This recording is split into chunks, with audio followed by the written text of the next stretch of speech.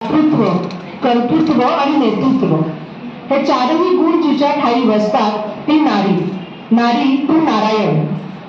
शक्तीची मूर्ती म्हणजेच देवी अष्टभुजा.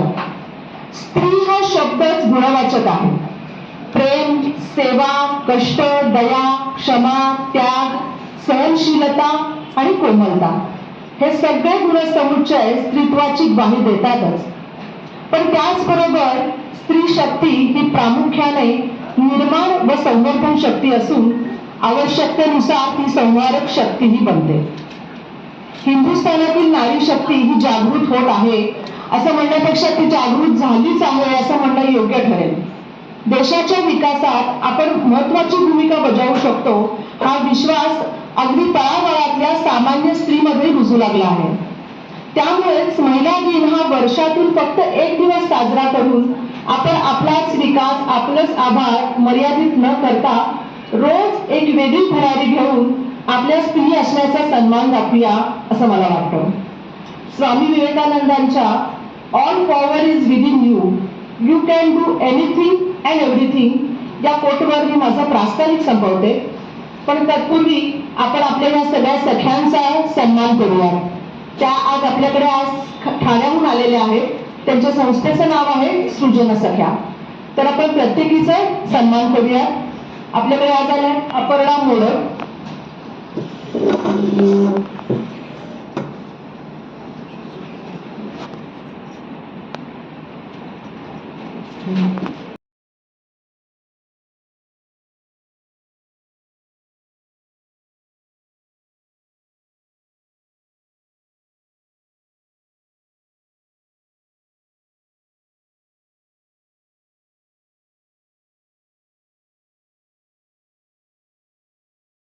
भेटणं, चार चौघी जण मन मोकळं करणं आणि नवीन गोष्टी शिकणं या सगळ्या गोष्टी एकत्र घडतात आणि त्यामुळे हे सगळं करताना फार आनंद मिळतो बाई. आणि म्हणून तुम्हाला आत्ताच सांगते की 15 दिवसानंतर ज्या तिजेला येणाऱ्या चैत्रगौरीच्या हळदी कुंकवाला आमच्याकडे सगळ्यांनी नक्की या बरं का. आता मी निघते हो. मैत्रिणींना मला खात्री आहे याच्याबरोबर आपण सगळ्या जणी त्या 90-100 वर्षापूर्वीच्या काळात अगदी म्हणजे साधं सरळ आणि गोड असं रूप तेव्हा असायचं आणि खरंच नाटक गोकुळ असायचं घरामध्ये त्या काळात पोचल्या असाल. त्याच्यावरतून थोडंसं पुढे येऊया. साधारण एक 60 वर्षापूर्वीच्या काळातली ही आपली मैत्रीण, तिचं आता स्वागत करूया. ज्यावेळी शहरांमधील घराघरातील स्त्रिया संसाराला हातभार लावण्यासाठी आणि आपला संसार अधिक चांगला व्हावा ह्या उद्देशाने घराबाहेर पडू लागल्या आणि नोकरी करू लागल्या. मला इकडे बघून असं जाणवतंय की त्या काळातल्या भरपूर साऱ्या माझ्या मैत्रिणी इकडे आहेत आणि त्या नक्की मी सांगते ते रिलेट करू शकतील. कारण त्यावेळेचा पहिलं डोक्यात ही गोष्ट असायची की प्रायव्हेट पेक्षा गव्हर्नमेंटचा जॉब बरा. कारण गव्हर्नमेंटच्या जॉबमध्ये मला वेळेत जाता येतं, वेळेत येता येतं, थोडंसं सवलती मिळतात आणि त्यामुळे मला घरही सांभाळता येतं आणि त्याबरोबर नोकरी करून आपल्या संसाराला हातभारही लावता येतो. अशी दुहेरी जबाबदारी सांभाळणारी ती पिढी, त्या पिढीचं नेतृत्व करणारी तुमच्या आमच्यासारखी सरोज करमरकर पोचले बाई एकदाची. अहो ऑफिसमधनं थोडंसं कन्सेशन घेतलं आणि 4-12ची कल्याण पकडली 5 म्हणून आत्ता तरी पोचले इथे. आमच्या चौघींचा शाळेतल्या मैत्रिणींचा अगदी घट्ट ग्रुप आहे. तर त्यातल्याच अचलाकडे आज आम्ही जमलोय. आणि बघा अचला आहे शिक्षिका, बाकीच्या 2 जणी घरी असतात त्यामुळे त्या लवकर आल्या. पण मला मात्र ऑफिस सांभाळून घरी यायला लागलं, इथे पोचायला लागलं. त्यामुळे थोडासा अंमळ उशीरच झाला. रागवले असतील कदाचित, पण आता त्यांना खुश करते कारण त्यांच्यासाठी खाऊ आणलाय पुरणपोळ्या. अहो आता होळी आलीच ना 4 दिवसांवर आणि माझ्या हातच्या पुरणपोळ्या सगळ्यांना खूप आवडतात. म्हणजे मी अक्षरशः होळीला ढिगाणी पुरणपोळ्या करते, 2 किलोच्या तर होतातच. तुम्हाला कल्पना आहे आणि अगदी पटेल. आपल्याला जे करता येतं आणि दुसऱ्यांना आवडतं ते सगळ्यांना खाऊ घालण्यात आपल्याला आनंद असतो आणि त्यांच्या चेहऱ्यावरचा आनंद बघून आपल्याला समाधान मिळतं.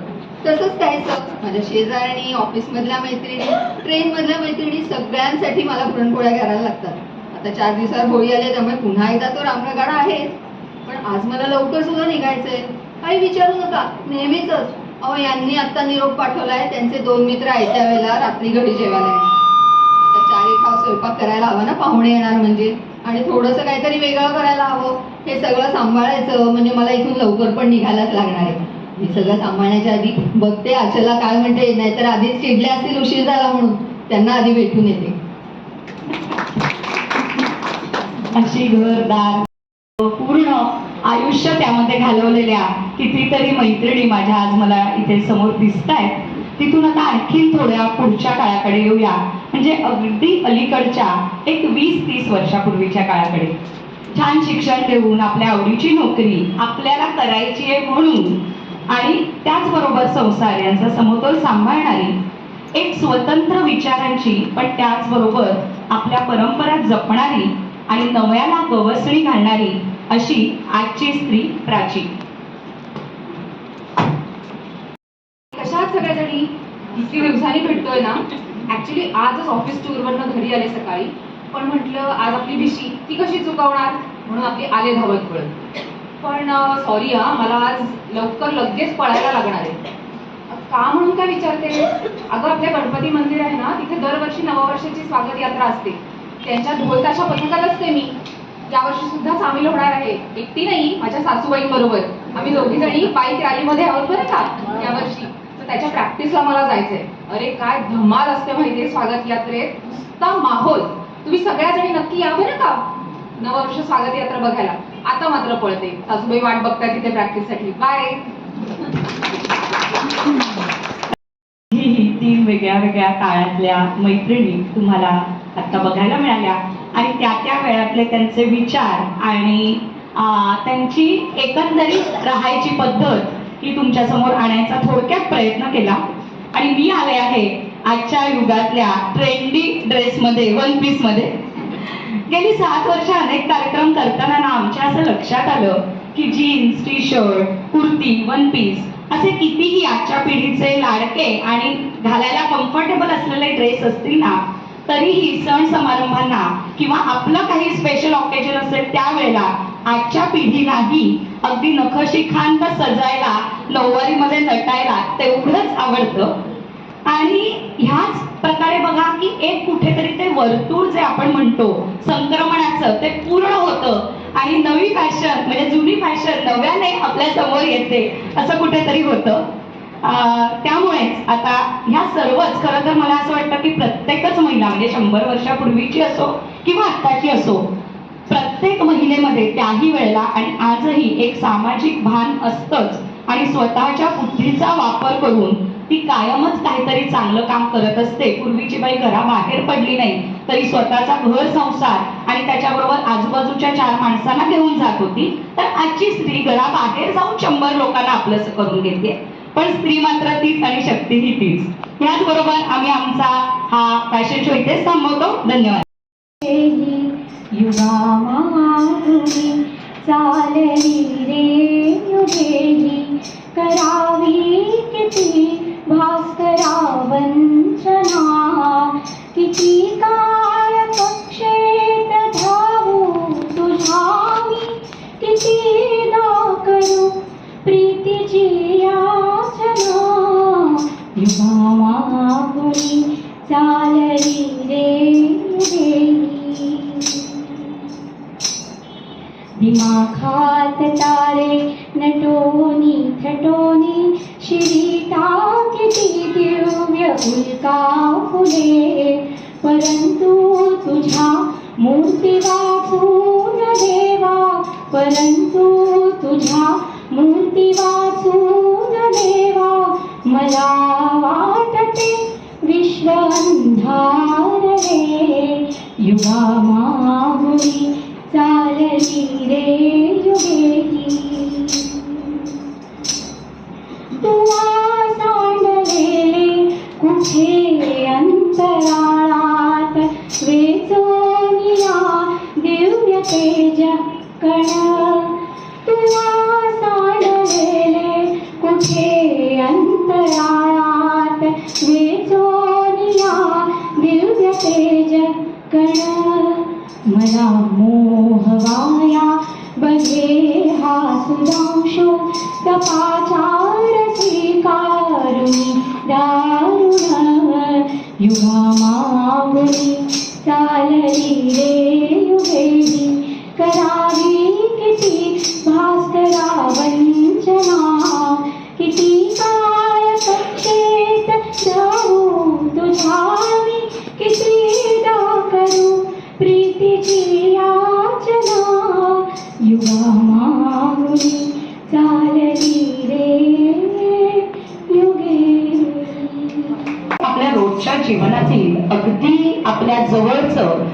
दिवस रात्र आणि प्रत्येक प्रहराचं जे संक्रमण आहे तेच गाण्यांच्या रूपामध्ये तुमच्या समोर सादर करणार आहोत। मराठी वर्षाची सुरुवात होते तीच मी चैत्र वैशाखातील रंगांची उधळण करणाऱ्या वसंत ऋतूने। चैत्रामधला निसर्ग पाना फुलांची शोभा उत्कटतेने प्रकट करणारा आणि याची साक्ष देतात जग बहावा अग्निवर्णी पळस कोवळी तांबूस पालवी असलेला पिंपळ। यालाच दुर्गादेवी भागवत चैत्र मासाला वसंत हृदय चैत्र किंवा मधुमास असं म्हणतात, कारण मुळातच हा रूप रस आणि गंधमय असतो। या चैत्र वैशाखात येणाऱ्या वसंत ऋतूवर आधारित एक अतिशय लोकप्रिय गीत आता तुमच्या समोर सादर करते प्राची आणि स्वाती। आजवनी आला ऋतुराज, आजवनी आला ऋतुराज, आजवनी आला ऋतुराज, आजवनी आला। नव सुमनांचा नव कलिकांचा, नव सुमनांचा नव कलिकांचा बहर घेऊनी आला, बहर घेऊनी आला, बहर घेऊनी आला ऋतुराज, आजवनी आला ऋतुराज, आजवनी आला। कुंज कुंज अली कुंज गुंजने, कुंज कुंज अली कुंज गुंजने बहझंकारित आला, बहझंकारित झाला। सुरसरागिणी नवप्रणयाची, सुरसरागिणी नवप्रणयाची कोकिळ छेडित आला, कोकिळ छेडित आला। नवधर सुंदर शीतल निर्झर, नवधर सुंदर शीतल निर्झर त्यात रंगुनी गेला, त्यात रंगुनी गेला, त्यात रंगुनी गेला ऋतुराज, आजवनी आला ऋतुराज, आजवनी आला। पण ह्याचं आपल्याला जाणवणारं दुसरं रूप म्हणजे निसर्गाची भट्टी तापायला लागली की अंगाची अगदी लाही लाही व्हायला लागते आणि शुष्क भेगालेली जमीन, आक्रसलेले नद्या नाले तलाव हे सगळं आपल्याला आजूबाजूला पाहायला मिळतं।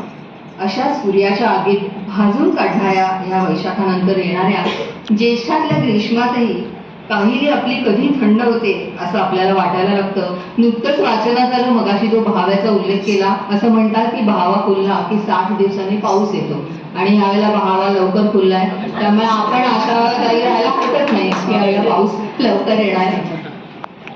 बनून येतो, अवखळपणा करतो, तरुणाईला आपल्याबरोबर प्रेमात चिंब भिजायला शिकवतो आणि वार्धक्यातही काय महिना पाऊस, म्हाताऱ्यांना अगदी खाली जायची सोय नाही अशी तक्रार करणाऱ्या काकूंना अगो काय नुसतं पाऊस पडतोय, जरा खमंग भजी होऊन जाऊन दे, या काकांच्या फरमाईशीला दाद द्यायला भाग पडतो असा तुमचा आमचा सगळ्यांचा लाडका पाऊस।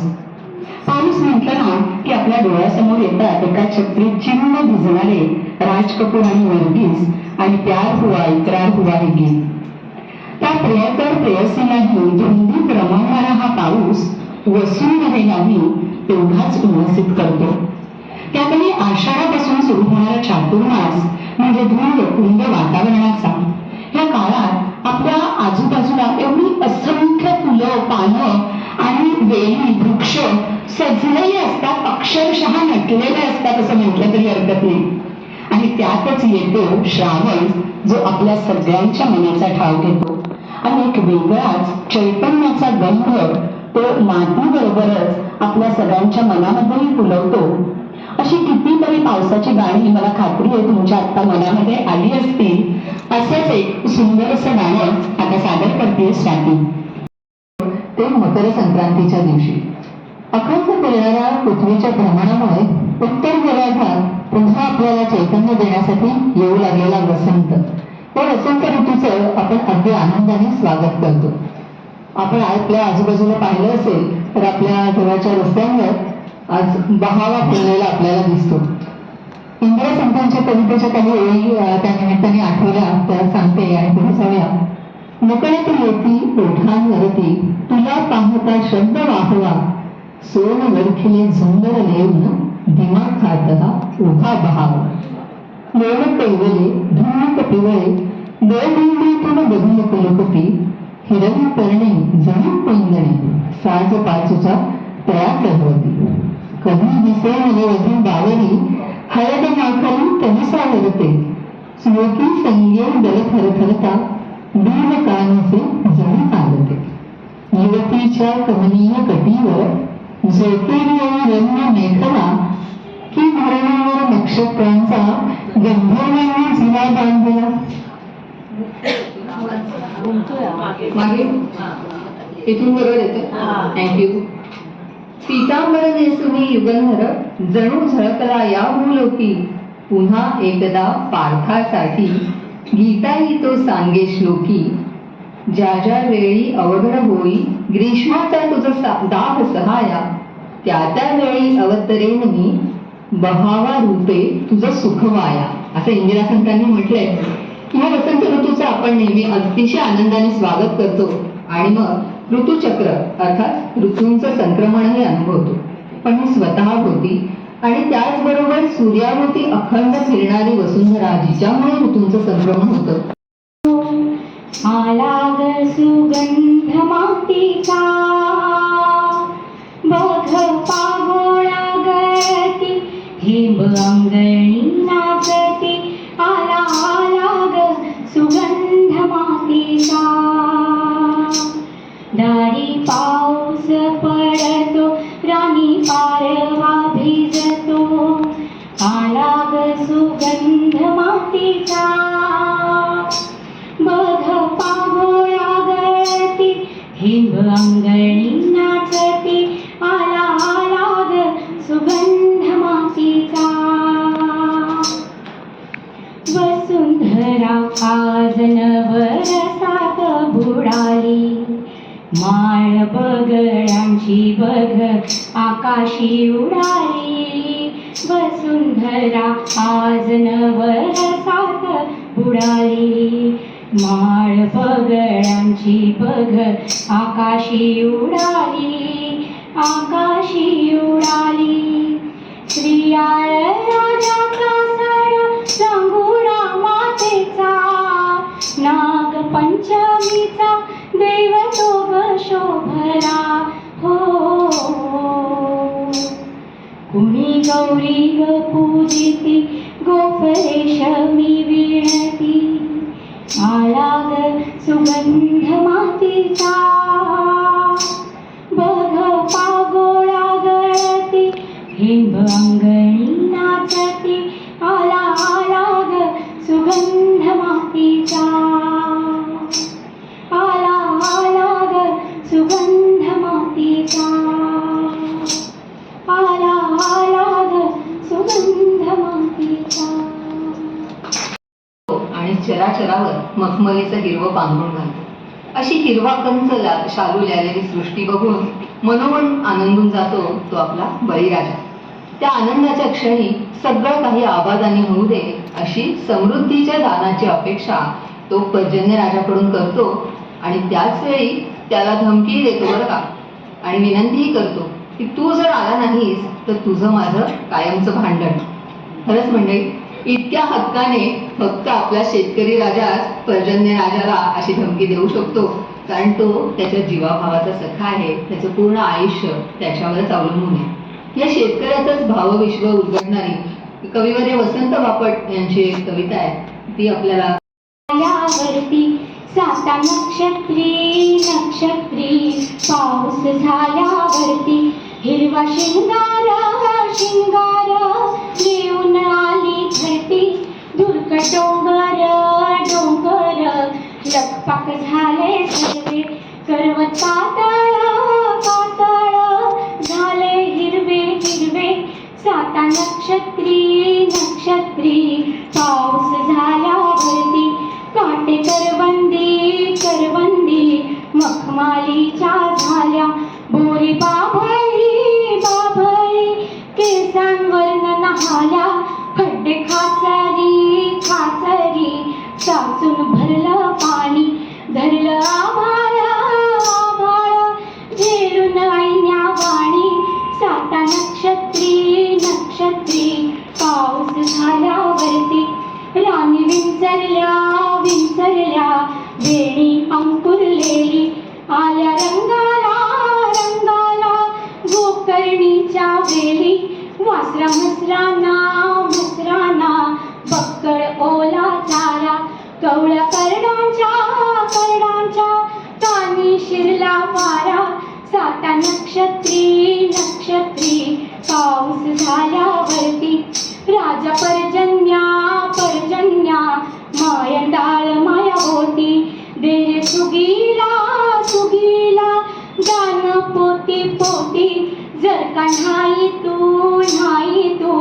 वावर अंगा शिंपलं तर मग जन्माचं भांडण आपलं चुकलं साता नक्षत्री नक्षत्री पाऊस झाल्यावरती हिरवा शिंगार लेऊन आली धरती साता नक्षत्री नक्षत्री पाऊस झाल्यावरती. अप्रूप वाटायचं. बघा, अश्विनापासून थंडीची चाहूल लागते आणि पिवळ्या धमक उन्हात झाडापानांचे फुलांचे रंग अगदी गर्द होत जातात. पूर्णपणे ते तुझं सौंदर्य खुलतं. याचं सुंदर उदाहरण म्हणजे झेंडूचं फूल. हे गोंड्याचं फूल त्याच्या तजेलदार रंगाने आपलं मन आकर्षित करतं आणि दसरा दिवाळीसारख्या सणांना अगदी अजिबात सुगंध नसलेलं फूल खूप भाव खाऊन जातं. आपण मान्य करा. आणि फुलाफळांची भाज्यांची रेलचेल असलेलं हे सगळं वातावरण आपल्याला घेऊन जातं ते शरदाच्या चांदण्याकडे, म्हणजेच कोजागिरीच्या मुहूर्तावरती. कोजागिरी म्हटलं की आटीव दुधाची आणि त्याबरोबर रात्री जागवलेल्या छान गप्पा गोष्टी केलेल्या त्या सर्व मैत्रिणींची आपल्याला आठवण होते. पावसाळ्यात चांदण्या पावसाळ्यात झाकल्या गेलेल्या चांदण्या शरद आणि हेमंत ऋतू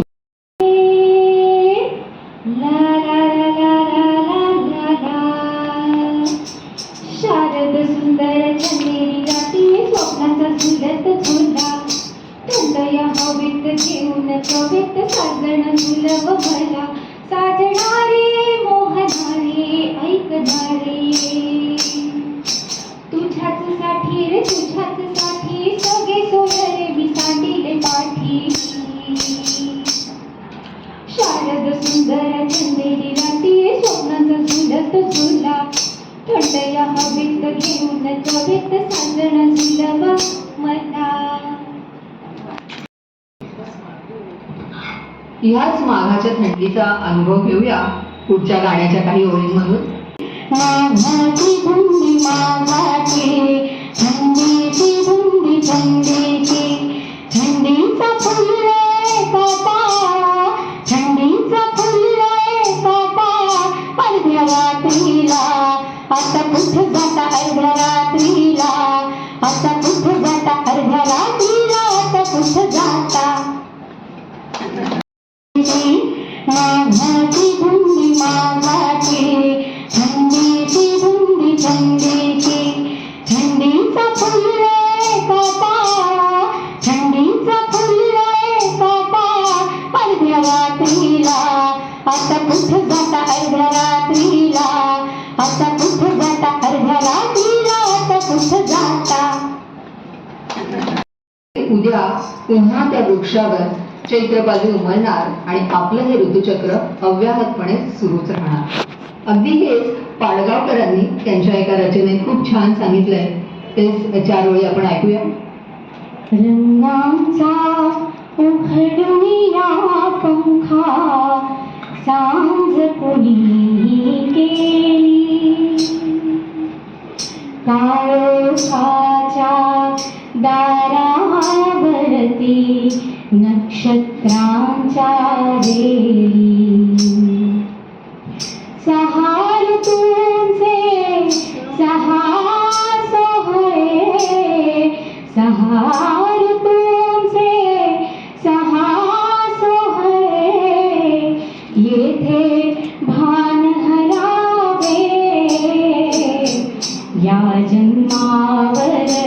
या जगण्यावर शतदा प्रेम करावे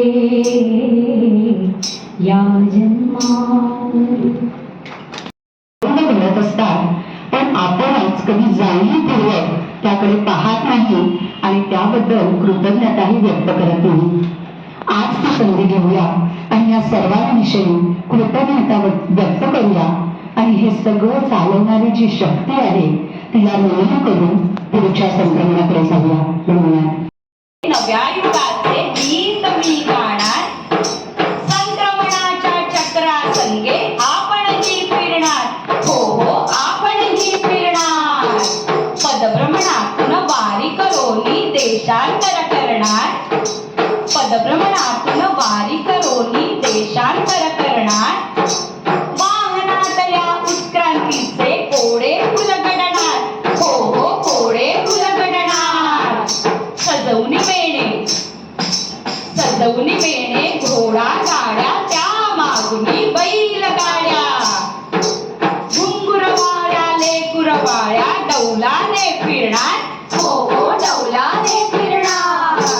धीम्या गतीने आली पहाडी. धीम्या गतीने आली पहाडी. ट्राम असा पळणार. तारांच्या भेंडोळ्यामधून पुढे पुढे सरणार. हो हो पुढे पुढे सरणार. सागर लाटांवरी स्वार हे गलबत हो जाणार. सागर लाटांवरी स्वार हे गलबत हो जाणार. देश विदेशी भेट द्यायचे स्वप्न पुरे होणार. हो हो स्वप्न पुरे होणार.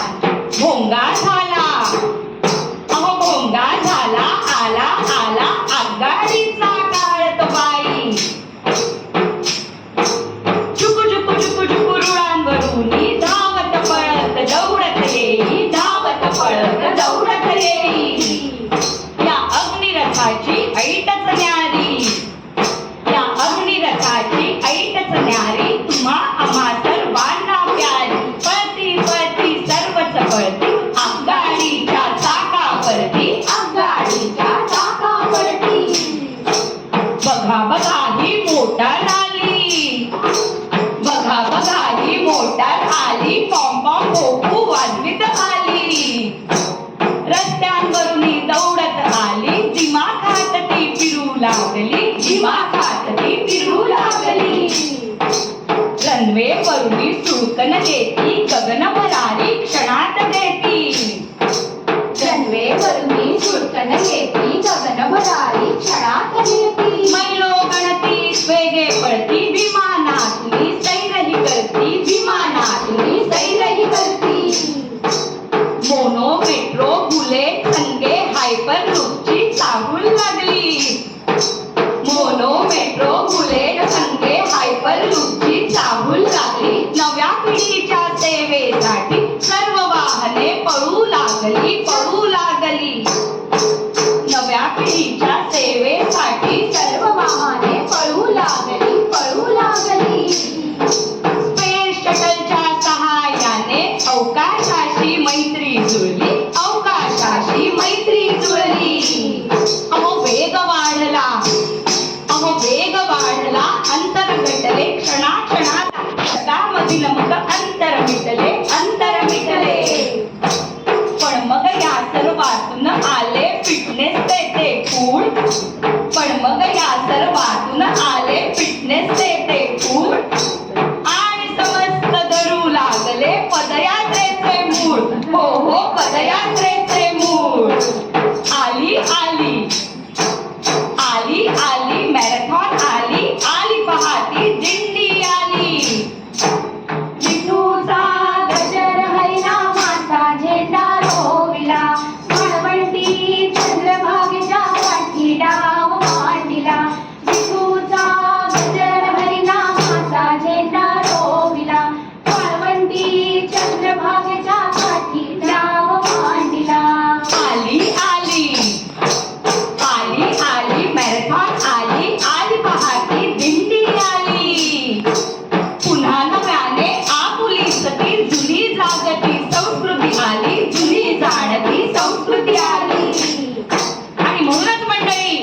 पदभ्रमणातून वारी करोनी देशांतर करणार, पदभ्रमणातून वारी करोनी देशांतर करणार, वाहनातल्या उत्क्रांतीचे कोडे उलगडणार, हो हो कोडे उलगडणार, हो हो कोडे उलगडणार. शतकांपूर्वी, हजारो शतकांपूर्वी खरं सांगायचं तर, जेव्हा लेखन कला अस्तित्वात नव्हती तेव्हा दगड किंवा घट्ट मातींवर किंवा दगडांवर कोरून शिलालेख कोरले जायचे आणि त्याद्वारे कोणती तरी एखादी ऐतिहासिक घटना म्हणा किंवा कोणत्या तरी धार्मिक विधींची प्रामुख्याने माहिती दिली जायची. आता तुम्ही जर बघितलं ना या दोन्ही स्लाइड्सकडे तर तुमच्या लक्षात येईल की ह्याच्यामध्ये शेतीची कामं, त्यासाठीची अवजारं, शिकारीचं वर्णन, झाडं, नदी किंवा डोंगर, नद्या, एकंदरीतच निसर्गातील सर्व घटकांचा ह्या शिलालेखांवर प्रभाव असायचा. कारण तेव्हाची पिढी ही पूर्णपणे फक्त आणि फक्त निसर्गाशी एकरूप होऊनच राहिलेली असायची. त्यामुळे ते आणि निसर्ग असं वेगळेपणा ह्यात नसायचाच. पुढच्या स्लाइडकडे जाऊया. पुढच्या स्लाइडमध्ये जो दिसतोय तुम्हाला तेही ऍक्च्युली शिलालेखच आहे, पण ह्या शिलालेखाला विरगळ या नावाने ओळखलं जातं. मला वाटतं तुमच्यापैकी अनेक जणींना या विरगळीबद्दल माहिती असेल की बऱ्याच गावांमध्ये, गावाच्या बाहेर जे देऊळ असतं त्या देवळामध्ये ह्या विरगळ लावलेल्या असतात, जमिनीमध्ये लावलेल्या असतात अशासाठी की त्या गावातील जे वीर हुतात्मे, वीरगती त्यांना मिळाली त्यांची आठवण म्हणून ही विरगळ त्या देवाच्या इकडे की ते देवस्वरूप झाले म्हणून ती देवळाच्या बाहेर लावलेली असायची. आणि ह्याच्यामध्ये जर तुम्ही बघितलं तर सर्वात प्रथम शक्तीचं प्रतीक म्हणून पुढे शंभू महादेवाची कोरीव काम असायचं. त्याच्यानंतर वीराच्या युद्धाचा प्रसंग असायचा दुसऱ्या लाईनीमध्ये. त्याच्यानंतर त्याला वीरगती कशा प्रकारे प्राप्त झाली त्याचं वर्णन करणारं हे असायचं. आणि त्याच्यानंतर जीवनयात्रा समाप्त होतानाचा प्रसंग कोरलेला असायचा. आजही महाराष्ट्राच्या खेडोपाड्यांमध्ये तुम्ही गेल्यात तर अशा अनेक हजारो विरगळी आहेत आपल्या महाराष्ट्रामध्ये. आपल्याला शहरातल्या लोकांना त्याची फारशी माहिती नसते म्हणून हा एक प्रयत्न ते तुमच्यापर्यंत पोहोचवायचा. ह्याच्या पुढची स्लाइड आहे ती आहे हम्पीमधील प्रसिद्ध हजार राम मंदिर. या मंदिराचं वैशिष्ट्य असं की रामायणातील सर्व घटनांचे शिलालेख या मंदिरात चहूबाजूंनी कोरलेले आहेत आणि आपल्या पुरातन मंदिरांमध्ये, कितीतरी पुरातन मंदिरांमध्ये आणि आत्ताच्याही राम मंदिरामध्ये खरं तर तुम्ही हे कोरीव काम बघू शकता. त्यामुळे हे राम मंदिराचे म्हणजे कोरीव काम वैशिष्ट्य. त्याच्यानंतरच्या काळामध्ये कुठेतरी चित्रलिपी आणि काही भाषांच्या लिपी म्हणजे स्क्रिप्ट निर्माण झाली आणि अगदी पुरातन काळामध्ये इजिप्शियन लिपी, सम्राट अशोकांच्या काळात वापरली जाणारी ब्राह्मी लिपी, सिंधू संस्कृतीतली लिपी आणि वैदिक संस्कृत भाषा आणि त्यातलं लिखाण तुम्हाला ह्या स्लाइडमध्ये दिसेल. आणि हे सर्व जवळजवळ 4000 ते 5000 वर्षांपूर्वीचं आहे. हा खरंच एक अनमोल ठेवा आहे खरं सांगायचं तर.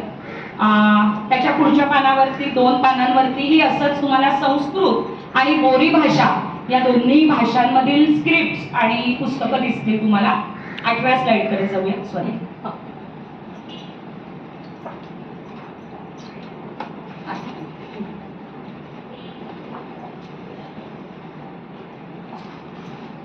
मराठी भाषा आणि मराठी भाषेतील कोणाला माहिती आहे का की पहिला ग्रंथ कोणता लिहिला गेला मराठी भाषेमध्ये? गाथा सप्तशती हा ग्रंथ आपल्या मराठी भाषेमधला सर्वात पहिला ग्रंथ लिहिला गेला. तो गाथा सप्तशती पण तुम्हाला दिसेल. त्याच्याच बाजूला पूर्वीच्या काळात प्रचलित असलेली मोडी लिपी आणि त्या लिपीतलं शिवाजी महाराजांनी लिहिलेलं एक पत्रही तुम्हाला दिसेल. हे साधारण म्हणजे आपल्याला माहिती असलेल्या काळामध्ये आता आपण येतोय. त्यानंतरच्या पुढच्या स्लाइडमध्ये आपल्याला पोस्ट आणि पोस्टमन दिसत आहेत. त्यातही बघा आधी कबुतरांकरवी पत्र पाठवली जायची, मग माणसांकरवी खलिते पाठवले जायचे. त्यानंतर 1760 मध्ये पहिलं पोस्ट खातं आपल्या भारतामध्ये उघडलं आणि त्याच दरम्यान तारायंत्राचाही शोध लागला. तिथे मला तारायंत्रावरच्या पुलंनी लिहिलेल्या टिपणाची आठवण होते बरं का. की विवाहाच्या अभिनंदनाची तार या काळामध्ये हा दिवस आपल्या आयुष्यात वारंवार येऊ या नंबरवर पाठवणे किंवा वाईफ रीचिंग टू नाईटच्या ऐवजी वाईफ टीचिंग टू नाईट किंवा रिसीव्ह मदर इन लॉच्या ऐवजी डिसीव्ह मदर इन लॉ अशा गमती जमती माझे पौष्टिक जीवनमध्ये फुलांनी सांगितलेले आहेत. ते काही असो, पण ह्या टेलिग्रामनी जवळजवळ अनेक म्हणजे एक कितीतरी काळ आपल्या सर्वांपर्यंत महत्त्वाचे निरोप पोचवायचं काम केलेलं आहे. आणि आत्ताच काही वर्षांपूर्वी हे तारखाचं म्हणजे टेलिग्राम बंद झाला, करावा लागला. आणि टेलिग्राफ बंद करण्यासाठी जो कारणीभूत होता तो म्हणजे कॉम्प्युटरचा शोध लागला. आणि इंटरनेटमुळे अगदी क्षणार्धात लोक जगभरामध्ये आणि त्या इंटरनेटमुळे अगदी जगाच्या पाठीवर सगळीकडे आपण पोहोचलो. आणि त्यात कोरोनामुळे तर या डिजिटल वर्ल्डमध्ये म्हणजे जी 50 वर्षात प्रगती झाली असती ती खरं तर असं म्हणायला लागेल त्या 3 वर्षामध्ये झाली. आपल्याकडे पर्याय नव्हता. मी जसं म्हटलं की काही संक्रमणं ही आपल्याला पर्याय नाही म्हणून स्वीकारायला लागतात, नाईलाज असतं. त्यातलीच ही एक गोष्ट आहे असं आपण म्हणूया. आणि आज कंडिशन अशी आहे की अगदी लिगल डॉक्युमेंट सुद्धा डिजिटल साईनच्या स्वरूपामध्ये काही क्षणात आपण जगातून इथे बसून दुसऱ्या टोकाला पोहोचवू शकतो. वर्तमानपत्र असो, पुस्तकं असो किंवा आजचं किंडल असो, हे सगळं जर आपण बघितलं ना तर असं वाटतं की ह्या सगळ्यामध्ये आणि मुळात म्हणजे व्हॉट्सॲप या सगळ्यामध्ये कुठेतरी चित्रलिपी परत वापरली जायला लागली आहे. तुमच्या जर लक्षात आलं असेल तर म्हणजे या गॅझेट्समध्ये जे काही स्माइली वापरले जातात म्हणजे कितींदा तरी त्या स्माइलीचा अर्थ कळायला आपल्याला डोकं चालवायला लागतं. सो मला असं सांगायचं आहे की त्या चित्रलिपीपासून आपला प्रवास वर्तुळ पूर्ण करून आपण परत चित्रलिपीकडे येतोय हेच खरं. धन्यवाद. बालक अमृत त्याचे काढून घेती पुढे रिकामी वाटी जवळी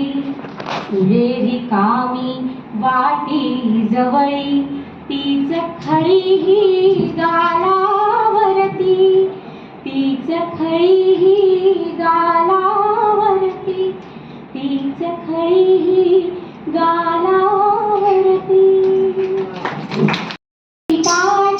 काठी पे घोड़ा घोड़े के दुम पे जो मारा हथौड़ा दौड़ा दौड़ा दौड़ा घोड़ा दुम उठा के दौड़ा लकड़ी की काठी पे घोड़ा घोड़े की दुम पे जो मारा हथौड़ा दौड़ा दौड़ा दौड़ा घोड़ा दुम उठा के दौड़ा घोड़ा पौधा चौक में थानाई घोड़े जी की नाई ने हजामत जो बनाई टकबक टकबक टकबक टकबक घोड़ा पहुंचा चौक में थानाई घोड़े जी की नाई ने हजामत जो बनाई दौड़ा दौड़ा दौड़ा घोड़ा दुम उठा के दौड़ा लकड़ी की काठी पे घोड़ा घोड़े की दुम पे जो मारा हथौड़ा दौड़ा दौड़ा दौड़ा घोड़ा दुम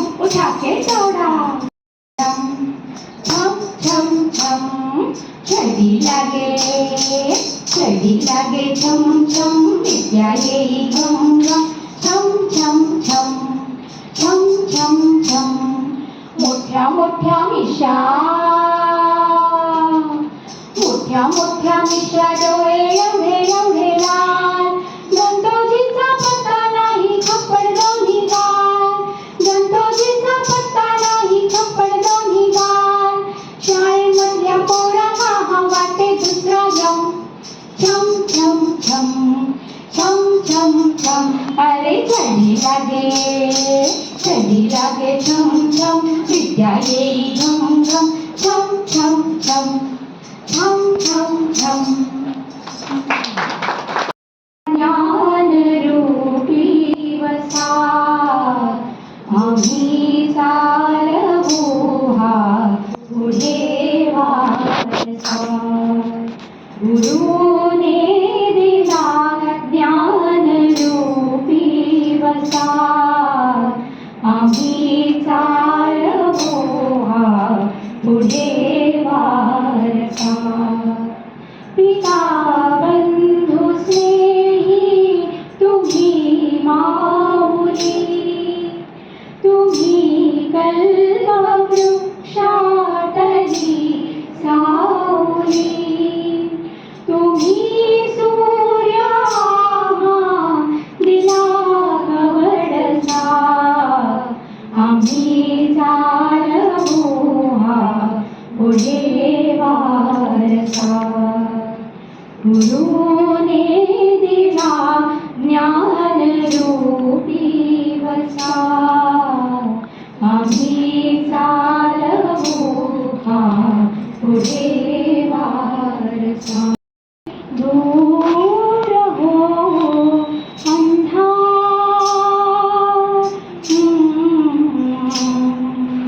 जैसा मुळांचा वृक्षाचे आधार, शिल्पास आकारी जैसा शिल्पकार,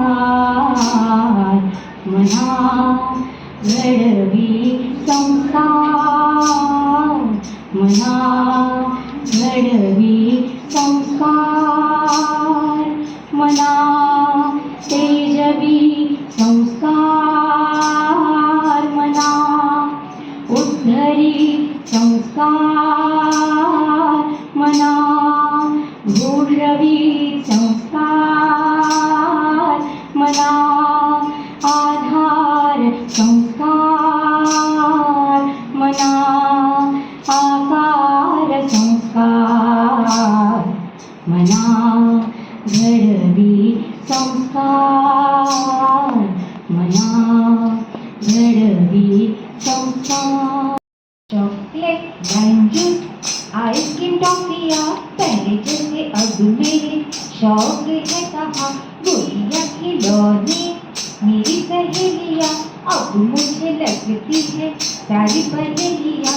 ये कौन सा मोड़ है उम्र का, ये कौन सा मोड़ है उम्र का, ये कैसा दीवानापन है क्या जानूं मैं क्या जानूं, मुश्किल हो गया खुद को कैसे पहचानूं मैं पहचानूं. दिन कटता है कटे न रतिया, किससे कहूँ मैं ये सारी बतिया, गोलियां खिलौने सारी सहेलियां अब मुझे लगती है सारी पहेलियां. ये कौन सा मोड़ है उम्र का, ये कौन सा मोड़ है उम्र का. सोडून सुटला नाही डब्बा, अजून तरी नाही आमच्या चारित्र्यावर धब्बा, अजून तरी रूळ सोडून सुटला नाही डब्बा, अजून तरी नाही आमच्या चारित्र्यावर धब्बा. आमच्या देखील मनी आले चांदण्याचे पूर, आम्हालाही तिथल्या शम्मा आणि शम्मेचे नूर, अजून तरी परवाना हा शम्मेपासून दूर. मैत्रिणीच्या लग्ना गेलो,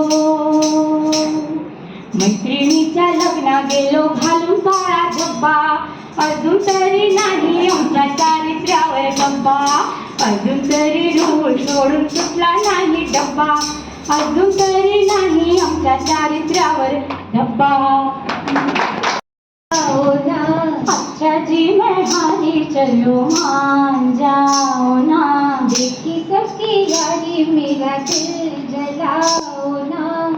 येलो मैं हारी पिया हुई तेरी जीत रे, काहे का झगड़ा मालूम नई नई प्रीत रे.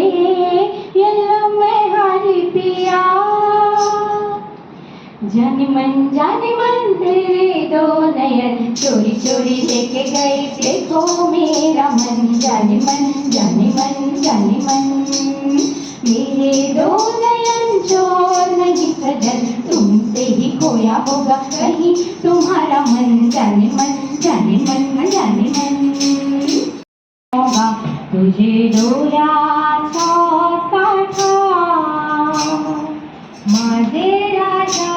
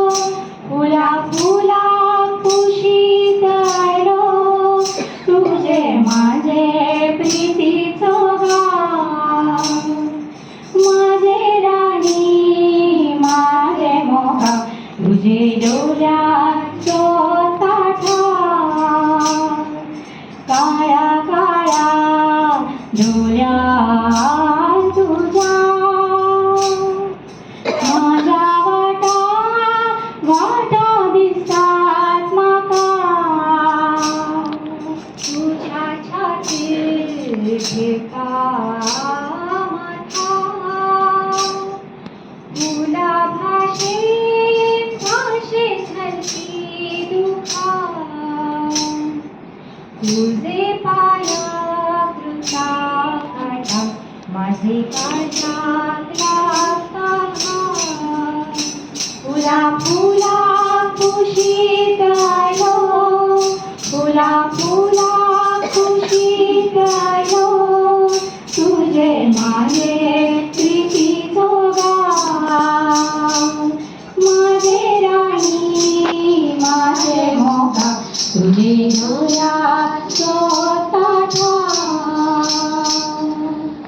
सपने अब एक रंग है, हो जहाँ भी ले जाए राहे हम संग हैं. वो तेरे मेरे सपने अब एक रंग है, हो जहाँ भी ले जाए राहे हम संग हैं. तेरे दुख अब मेरे सुख अब तेरे, तेरे ये दो नैना चांद और सूरज मेरे, तू मेरे जीवन साथी, तेरे मेरे सपने अब एक रंग है, हो जहाँ भी ले जाए राहे हम संग हैं. आज तुमच्यासाठी वाढतच ना. शांत देत बसायचं का दुवा देत हसायचं तुम्हीच ठरवा. सांगा कसं जगायचं तुम्हीच ठरवा. काळ्या कुट्ट काळोखात जेव्हा काही दिसत नसतं, काळ्या कुट्ट काळोखात जेव्हा काही दिसत नसतं, तुमच्यासाठी कोणीतरी दिवा घेऊन उभं असतं.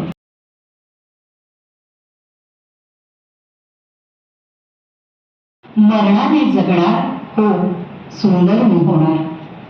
वर्षत्रय मम देह मरत असे तो आता मरणार. वर्षत्रय मम देह मरत असे तो आता मरणार. जुनी इंद्रिये जुना पिसारा सर्व सर्व जडणार.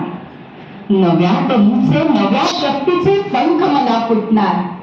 सुंदर मी होणार हो सुंदर मी होणार. मरणाने जगणार हो मरणाने जगणार.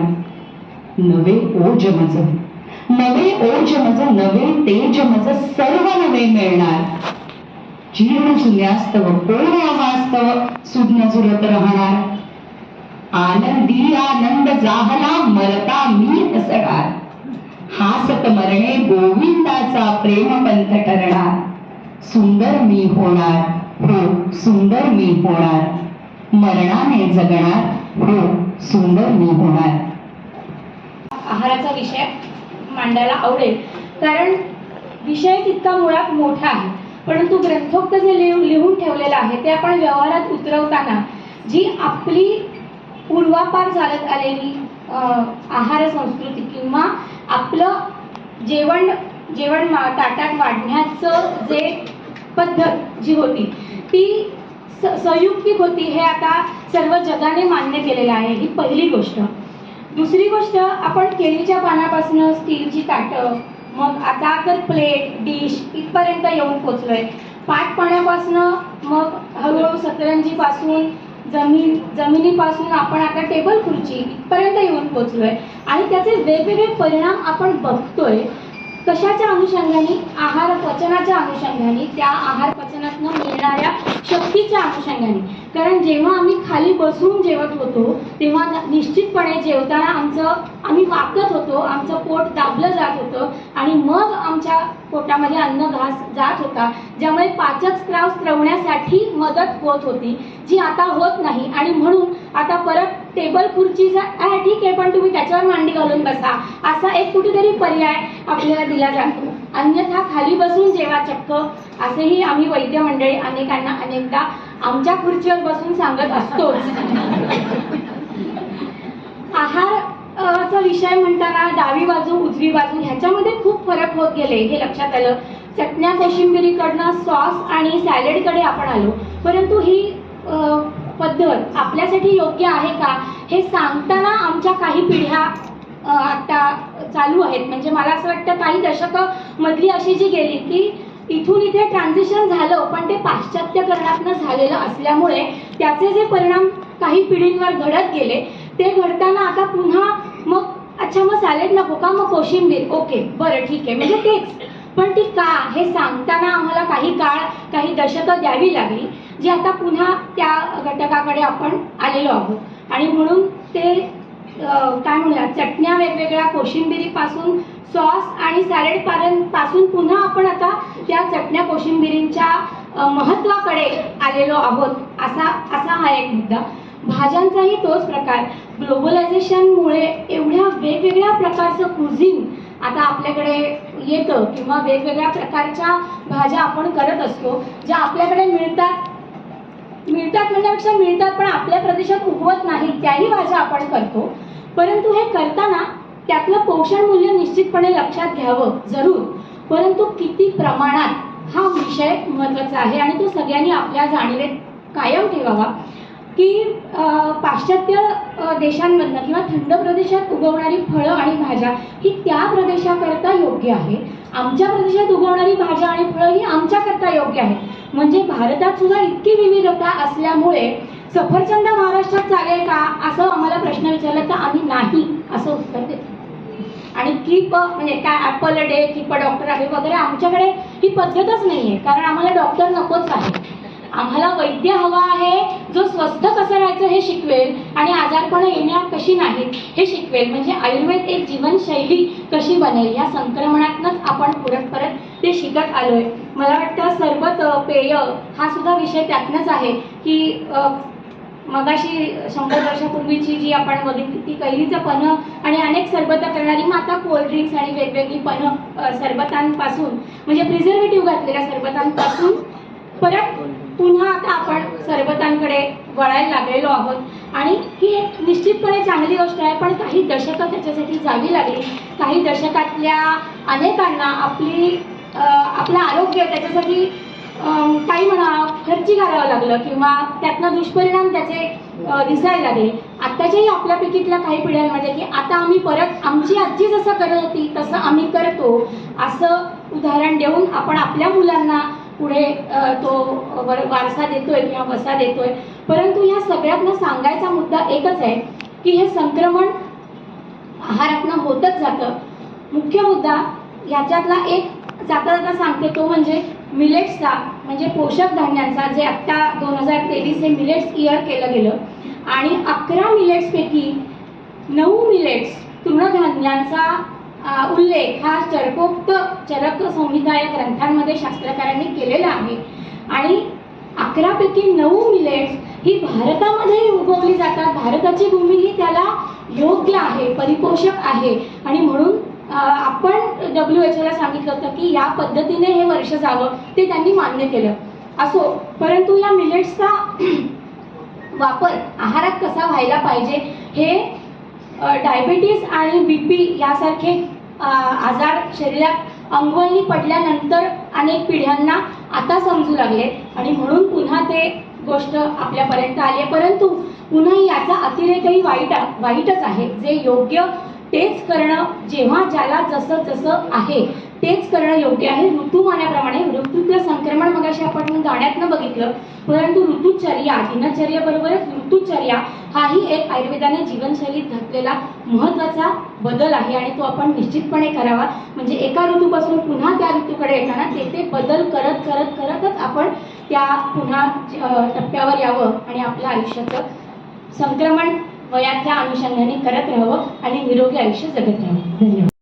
इंगळीपासून 4 हात दूर राहावे, तिचा अनावश्यक वापर टाळा. दुसरी गोष्ट, आपल्या आप्तजनांबरोबर गप्पांचे फड रंगवावे आणि मस्त टेन्शन फ्री जगावे. आणि सर्वात महत्वाचं ऐका सगळ्यांनी, ज्येष्ठांकडे जाऊन त्यांचे खरेखुरे आशीर्वाद द्यावे. बाकी समजा आलं डोक्यात, म्हणजे खरे आशीर्वाद ही काय भानगड असती? अरे म्हणजे तुझे ते व्हॉट्सअप मधले स्माइली वाले कोरडे आशीर्वाद नको बरं का. अच्छा त्यांच्या हातांच्या स्पर्शाने झालेले, त्यांच्या मायेने भिजलेले खरेखुरे आशीर्वाद जेव्हा तुला लाभतील ना, तेव्हा तुझे हे यंत्ररूपी जीवन अगदी सुखी होईल. आणि हा संसार तुकाराम महाराजांच्या उक्तीप्रमाणे आनंदाचे डोही, आनंद तरंग, आनंदाची अंग, आनंदाचे असा सुखाचा होईल. हे अगदी बेस्ट झालं की. मग आता आम्ही असंच करू आणि आनंदात राहू. अहो हे सत्य जाणून अवघा संसार सुखाचा करून किंचित राहिली पुढ अजून काहीतरी राहिलंच आहे काय? ती शांत केली जनार्दने. बोला पुंडलिक वरदा हरी विठ्ठल, श्री ज्ञानदेव तुकाराम, पंढरीनाथ महाराज की जय. पडला आडवा टॉवर तयाला माझा नमस्कार. आडवा टॉवर तयाला माझा नमस्कार. विंचू चावला, विंचू चावला. आता काय मी करू? विंचू आता चावला, कोणाला सांगू? विंचू चावला. अहो, विंचू चावला, विंचू चावला, विंचू चावला. हो हो महाराज, पण असा कोणता विंचू चावला म्हणतो मी? अहो मोबाईल रूपी विंचू चावला. व्हॉट्सअपचा अतिवापर अंगाशी आला आणि या व्हॉट्सअप रूपी विंचवाने माझा संवाद हरवला. मोबाईल आला नि घोटाळा झाला, मोबाईल आला नि घोटाळा झाला, मोबाईल आला नि घोटाळा झाला. हो अहो पण महाराज मला सांगा, घोटाळा करायला मोबाईल हा काय राजकारणी आहे का काय? अरे तसं नव्ह गड्या. मग? आता मला एक सांग, तू आजकाल सगळ्यांना वाढदिवसाच्या शुभेच्छा कशा देतोस? अहो सोपं आहे, मोबाईल वरून चांगले व्हॉट्सअप वरून छान छान स्माइली पाठवतो बघा, केकचे, अभिनंदनाचे. भले आणि मयत माणसाला श्रद्धांजली त्या तुझ्या मोबाईलद्वारेच. हे अगदी परफेक्ट सांगितलं बघा तुम्ही. आणि दसरा दिवाळीला पण सोशल मीडियावरतूनच शुभेच्छा देतोस की नाही? अगदी अगदी बरोबर आहे. हा मग कळलं ना, आज तो घोटाळा आहे बरं का मंडळी. आणि मग मला सांग की मग तू मग तू भेटीगाठी कधी घेतोस रे त्यांच्या? म्हणजे वर्ष 2 वर्षातनं प्रत्यक्ष कधीतरी भेटतो बघा. अहो आजकाल सारखं सारखं भेटायला कोणाला आहे? समजे लई बिझी झालेत बघा. कळत ना माय बाप, हाच तो घोटाळा आहे बरं का. अहो मोबाईल आला आणि घोटाळा झाला, माणसा माणसातला संवाद हरवला, माणसा माणसातला संवाद हरवला. हो अहो पण इतक्या उपयोगी मोबाईलने माणसाचा संवाद कसा का हरवला म्हणतो, हे काही तुमचं आपल्याला पटत नाही. आता तुम्हीच सांगा, तुमचा तो कोरोना आमच्या मोबाईल पेक्षा जास्त इशारे नाही का? त्याने तर माणसाला घरातच अडकवून ठेवलं. तेव्हा तर एकमेकांशी मोबाईल वरून बोलण्याशिवाय दुसरा पर्याय होता का आपल्याकडे? उगा आपला आमच्या मोबाईलला नाव ठेवतात. माऊली असं बघा, हा ती कोरोनाच्या काळामधली काळाची गरज होती, समजतंय का? बरोबर कोरोना हे एक शतकातील मोठं संक्रमण होतं, बरोबर की नाही? बरोबर बरोबर. अहो कोरोना व्हायरस अति कठीण माणसांमध्ये फिजिकल फूट पाडण्यासाठी झाला तो कारण. ऑनलाईन भेटण्यासाठी करू लागले सगळे दिवस रात्रीची जागरण आणि शाळा कॉलेज ऑफिसात होऊ लागले मोबाईल आणि टॅब मध्ये रममाण. आता बघा ना, मग तरी मी आपल्या मोबाईलला कशा मी नावं ठेवताय? मला एक सांगा माऊली, हा. कोरोना जाऊन किती वर्ष झाली बरं? 2-3 वर्ष झाली बघा. झाली ना, तब्बल 4 वर्ष झाली. तरी तुम्ही अजून मोबाईलात चिकटलेले आहात की नाही? म्हणजे काय आहे, तुम्हीच ते म्हणलं नव्हतं का, काय ते सवयीचा गुलाम का काहीतरी. आता काय करणार, मोबाईल शिवाय आमचं पानं चालत नाही बघा. अहो म्हणूनच म्हणतोय, मोबाईल आला आणि घोटाळा झाला, मोबाईल आला आणि घोटाळा झाला, मोबाईल आला आणि घोटाळा झाला. हो अहो मोबाईल इंगळी अति दारुण. म्हणजे दारूचं आणि मोबाईलचं काहीतरी कनेक्शन आहे का काय? नाही नाही हो माऊली, दारूचा इथे काही संबंध नाही. बर. दारुण म्हणजे अति कठीण. अच्छा अच्छा, पण म्हणजे नक्की किती कठीण म्हणायचं बुवा? म्हणजे असं बघ, नवऱ्याच्या मोबाईलचा पासवर्ड क्रॅक करण्या एवढे कठीण. म्हणजे लईच कठीण आहे बघा. असं बघ, आता मी तुला संक्षेपात सांगतो बरं का. हा. आपली संवाद कला जेव्हापासून चालू झाली की नाही तेव्हापासून हा. सर्वात पूर्वी म्हणजे अगदी पुरातन काळात बरं का, जेव्हा आपण ते माकड वगैरे होतो, आठवतंय ना? हा, म्हणजे तूच म्हणालायस असं म्हणून सांगतोय मी. हा, त्या पुरातन काळामध्ये हातवारे करून आपण सगळे एकमेकांशी संवाद साधत होतो. बरोबर आहे. शिवाजी महाराजांच्या काळामध्ये तोफेच्या सलामीने सुरक्षित असल्याची बातमी एका गडावरतून दुसऱ्या गडावर पोहोचवली जायची. हा, ते पण माहिती आहे आपल्याला. हा, मग त्यानंतर आली वेगवेगळे आवाज काढून बोलायची लँग्वेज, मग आली साइन लँग्वेज, त्याच्यातून एकमेकांबरोबर संवाद साधले जायचे. त्यानंतर काही शतकांपूर्वी बोली भाषा अस्तित्वात आली. असं काय? हा, आणि मग बोली भाषा सुरू झाल्यानंतर तुझ्यासारखी टकरी सुरू झाली. काय महाराजा? एकमेकांबरोबर भेटल्यावरती छान गप्पा गोष्टी मारू लागले लोक, एकमेकांचे विचार एकमेकांना सांगू लागले आणि बोली भाषा बहरू लागली. तुझ्या आजच्या भाषेत सांगायचं तर व्हायरल झाली. व्हायरल झाली हो, व्हायरल झाली, व्हायरल झाली हो, व्हायरल झाली, बोली भाषा व्हायरल झाली हो. अगदी कोसावर बोली भाषा बदलू लागली बरं का. नाथ खुळा बघ भावा, एक नंबर. यो काय झंगड कुत्ता लागलाय पोरांनो. कोण? तो LIC जोशा झोपा काढतो तो होय? अशी हॅपनिंग होऊ लागली. म्हणजे शेम टू शेम आमच्या सोशल मीडिया सारखी हॅपनिंग म्हणा की. म्हणूनच आम्ही दिवस रात्र लाईव्ह असतो बघा सगळ्या सोशल मीडिया साईट्सवर. अरे बघा मंडळी, मग आजपासून मी ह्याला काय सांगतोय कळतंय की नाही तुम्हाला? अरे असं बघ, ही सगळी नवीन टेक्नॉलॉजी, हे नवीन तंत्रज्ञान महत्वाचं आहे, मला मान्य आहे. मग? त्याने आपलं जग जवळ आलं आहे, हेही मला मान्य आहे.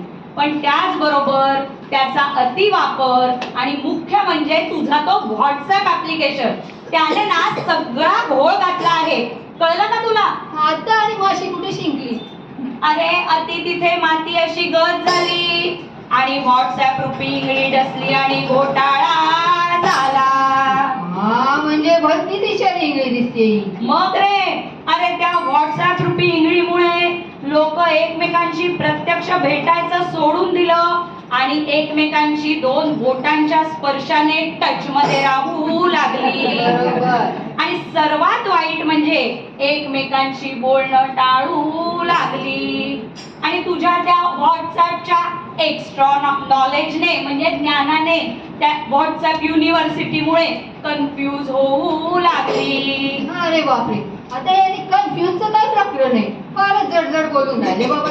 जड नाही माऊली, मला सांग, तुझ्या त्या व्हॉट्सअप वरती आजकाल 4 नव्हे 400 मोलाचे सल्ले येतात की नाही? अहो, येतातच की. म्हणजे बघा, एक म्हणतो दिवसातनं फक्त 2दा भरपूर जेवा, दुसरा सांगतो दर 2 तासांनी खाद्यस्ती करा, आणि आता तर ते काहीतरी इंटरमिटंट काहीतरी आले बघा. म्हणजे हे सगळं ऐकलं वाचलं की आम्ही होतो की कन्फ्यूज. अरे म्हणूनच म्हणतोय ना, मोबाईल आला नि घोटाळा झाला, मोबाईल आला नि घोटाळा झाला, मोबाईल आला नि घोटाळा झाला हो. आता आलंय बघा समजा ध्यानात. पण मग ह्या मोबाईल रूपी ईशाला उत्तर काय तो तरी सांगा. सांगतो, नीट लक्ष देऊ नये का? ऐकतो की. हा, त्यासाठी पुढील त्रिसूत्री पाळावी. हा? सर्वात प्रचलित आहे, पण त्या सर्वातून खरंच संवाद साधला जातो का हा प्रश्न आहे. कुठेतरी या माध्यमांचा अतिरेक तर होत नाहीये ना, आणि त्या अतिरेकामुळे आपल्यातल्या भावना कुठेतरी बोथट होत नाहीयेत ना, हा प्रश्न आपण प्रत्येकाने स्वतःला विचारावा आणि त्या माध्यमांचा योग्य वापर करावा असं मी इकडे सांगते. या सर्व प्रश्नांची उत्तरं देण्यासाठी आमच्या कार्यक्रमातील हे शेवटचं संक्रमण आम्ही सादर करतोय एका भारुडाच्या ढंगाने.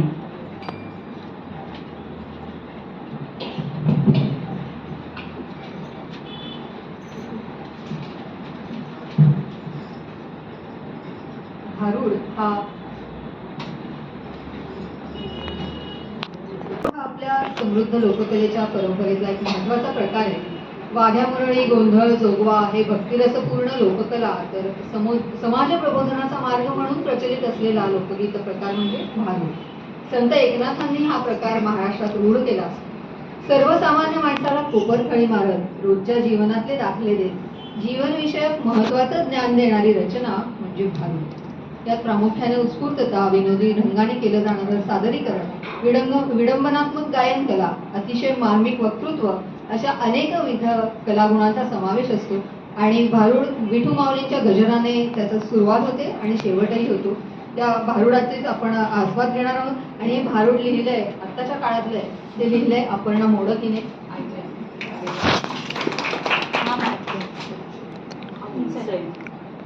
काय